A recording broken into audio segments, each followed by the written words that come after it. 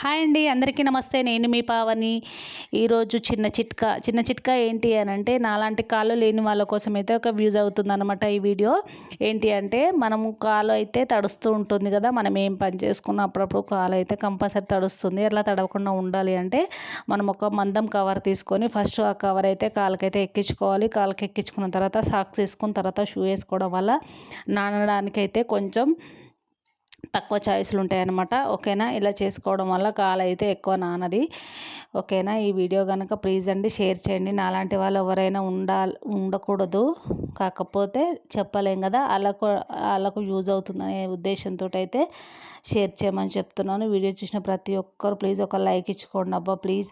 అలా కాలుకు కవర్ ఎక్కించుకున్న తర్వాత సాక్స్ అయితే వేసుకోవాలి. మనం సాక్స్ వేసుకున్న తర్వాత షూ వేసుకుంటే మనకు కొంచెం వాటర్ అయితే వెళ్ళడానికైతే ఛాయిస్లు తక్కువ ఉంటాయి.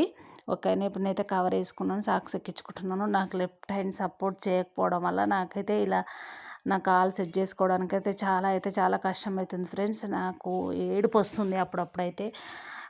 మనకు ఇట్లా టైట్గా ఉంటాయి కదా, మనకి ఇంత ముందుకు నేను కవర్ ఇట్లా నోరుతోటి గట్టిగా టైట్గా గుంజాను. నాకు లెఫ్ట్ హ్యాండ్ అనేది చక్కగా పని చేయకపోవడం వల్ల చాలా కష్టమైతే అవుతుంది.